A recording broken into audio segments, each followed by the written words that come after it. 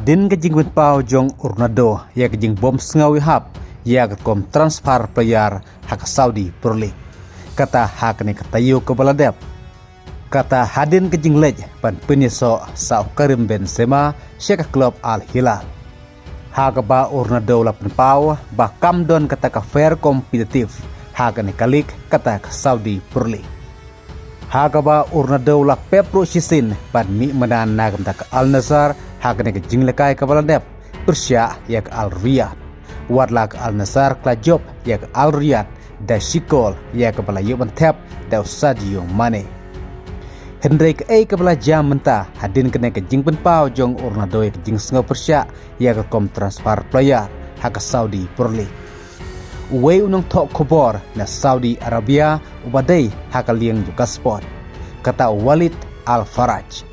Ula penpau penpan kumne ya Ronaldo. Daki kentin kiba kor ki jong u. Hak ba une unang tok kubor ula ong kumne. Ba Ronaldo ula debentip ya kejaka kepadon mentah. Kane kadai ke Saudi Arabia kam dei ka Ronaldo Arabia.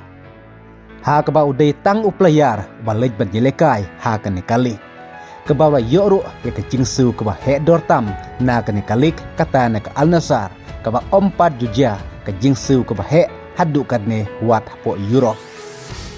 Kumta Walid ula ongru da keba penkut kumne. Ba Ronaldo deban burom ya kani kalik barlada sengo tenat ya kani kalik deban mino sendon na ka Saudi Pro League. Hak ba kiba bun kijing kenok kentok kiba lami hadin kani kijing sengo Persya jong Ronaldo ya kom transfer player hak Saudi Pro League. Hak ba mentah Karim Benzema wa depan penesok wa debjon syaka klub Al Hilal. Kadba lasyai kamit sengito dingpat ke Al Nassr kan sekun Persya ya ke Al Ittihad hak Saudi Pro League. Kum tarukat kum ki kubor laong balada ja ba Ronaldo en mino na klub Al Nassr na Saudi Arabia.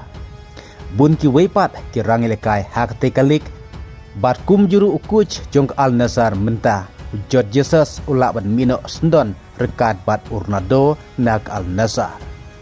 Ti tungan sepej mentah hak ni jingilekai ke bandangwan. Namar ke jingilekai mentah katayo kerang dei karau ke ba Arab Huawei. Kat bagi jingilekai parok hak Saudi Pro League kidon hadu karau ke balai Pusau. Hak ba mentah ke Al Hilal kadang tam tang sipon yak Al Nassr kublai sibun.